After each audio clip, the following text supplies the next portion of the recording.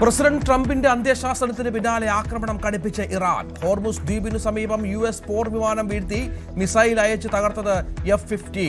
യുദ്ധം തുടങ്ങിയത് മുതൽ ഇറാൻ 400 ബാലിസ്റ്റിക് മിസൈലുകൾ അയച്ചുവെന്ന് ഇസ്രയേൽ. 92% തകർത്ത് തരിപ്പണമാക്കി. ഖത്തർ സൈന്യത്തിന്റെ ഹെലികോപ്റ്റർ തകർന്ന് 6 മരണം.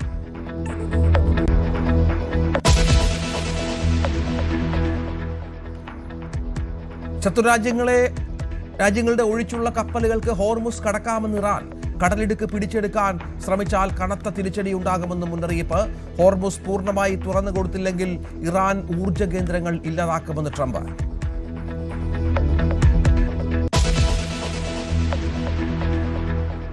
അമേരിക്കയിലെ ടെക്സസിൽ നിന്ന് പാചകവാതകവും റഷ്യയിൽ നിന്ന് എണ്ണയും ഇന്ത്യയിൽ. കപ്പലുകൾ നങ്കൂരമിട്ടിരിക്കുന്നത് മംഗലാപുരത്ത്. പശ്ചിമേഷ്യൻ സാഹചര്യം ചർച്ച ചെയ്യാൻ പ്രധാനമന്ത്രി വിളിച്ച യോഗം അല്പസമയത്തിനകം. രാസവള പ്രതിസന്ധിയും ചർച്ചയാകും.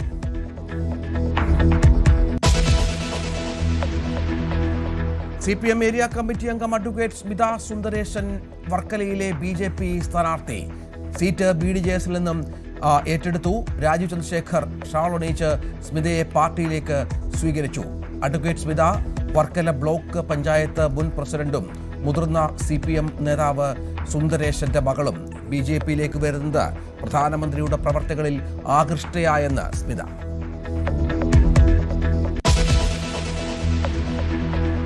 രാഷ്ട്രീയ ചെറ്റത്തരമെന്ന പിണറായി വിജയന്റെ പരാമർശം തനിക്ക് അഭിമാനമെന്ന് G. സുധാകരൻ. ചെറ്റപ്പുരയിൽ താമസിക്കുന്നവർ പാവപ്പെട്ടവർ.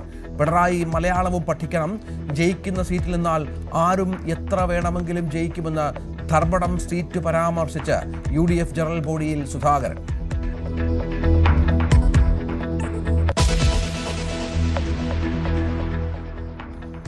തെരഞ്ഞെടുപ്പ് ഗോതയിൽ ഡീൽ വിവാദം. CPM സ്ഥാനാർത്ഥി പട്ടിക ഡീലിന്റെ ഭാഗമെന്ന് KC വേണുഗോപാൽ. പാലക്കാട് CPM-ഉം BJP-യും ഡീലെന്ന ആരോപണത്തോട് പ്രതികരിച്ച മുന്നണികൾ. കോൺഗ്രസും CPM-ഉം തമ്മിലാണ് ഡീലെന്ന് രാജീവ് ചന്ദ്രശേഖർ. ഒരിടത്തും CPM-ന് ഡീലില്ലെന്ന് TP രാമകൃഷ്ണൻ.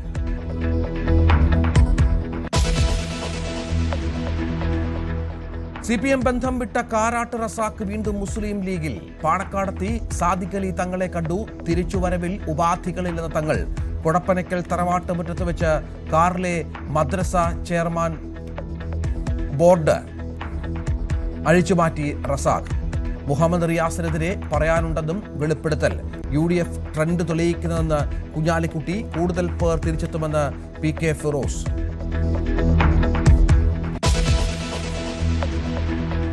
കോഴിക്കോട് ഷിഗല്ല രോഗവ്യാപനത്തിന്റെ ഉറവിടം കണ്ടെത്താൻ പരിശോധന. 51 പേർ രോഗലക്ഷണങ്ങളുമായി നിരീക്ഷണത്തിൽ. ഒരാൾ ആശുപത്രിയിൽ. പ്രതിരോധ പ്രവർത്തനങ്ങളുമായി ആരോഗ്യവകുപ്പ്.